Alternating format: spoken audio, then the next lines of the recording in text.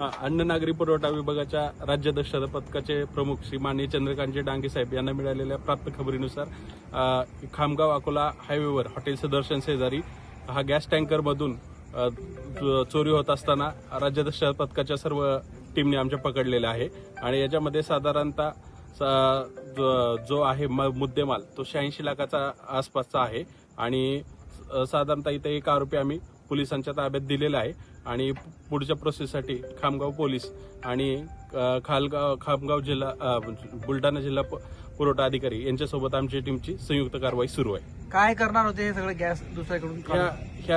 याच्यामधून एक gas capsule मधून जे टँकर तुमच्या पाठीमागे दिसतोय त्या टँकर मधून छोट्या टँकर मध्ये ते टाकत होते आणि त्याच्यामधून सिलेंडरमध्ये भरून अवैधरित्या ते ब्लॅक मार्केटिंग मध्ये काळ्या बाजारामध्ये विकत होते. काही आरोपी पसार झाले?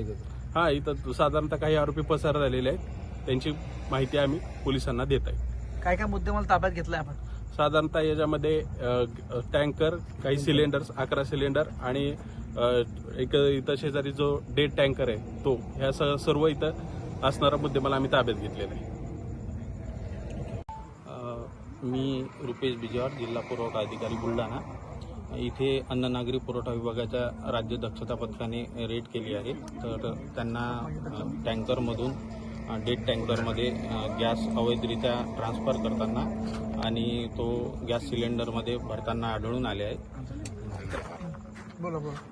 त्या अनुषंगाने मला सूचना प्राप्त होताच मी घटनास्थळी दाखल झालो आहे आणि त्यांनी 87 लाखाचा अंदाजे माल जप्त केलेला आहे व एका आरोपीला ताब्यात घेऊन पोलिसांच्या हवाले दिलेला आहे.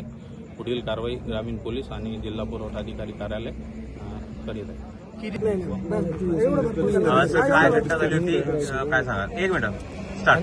अन्न व नागरी पुरवठा विभागाच्या राज्यस्तरीय दक्षता पथकाचे प्रमुख श्री चंद्रकांतजी डांगे साहेब यांना खात्रीलायक खबर मिळाली होती. त्या अनुषंगाने आमचं पथक खामगाव शिवारामध्ये इथे दाखल झालं. त्या अनुषंगाने आम्ही इथे धाड टाकली असता ऑइल कंपनीमधून भरून आलेल्या टँकरमधून शिनी एका उभ्या असलेल्या टँकरमध्ये गॅस काढून शिनी गैरमार्गाने गॅस काढून तो काही नोझल मार्गे गॅस सिलेंडरमध्ये व्यावसायिक स्वरूपाच्या आणि घरगुती स्वरूपाच्या सिलेंडरमध्ये भरण्यासाठी तो चोरीच्या मार्गाने काढला जात होता. त्याच वेळेस आम्ही इथे धाड टाकून एका आरोपीसह मुद्देमाल पकडलेला आहे. आरोपीचं काय नाव आहे? आरोपीचं नाव आहे रवी बसे म्हणून, ड्रायव्हर आहे ते. मुद्देमाल कितीचा एकूण? मुद्देमाल एकूण अंदाजे 87 लाखापर्यंत मुद्देमाल जप्त केलेला आहे.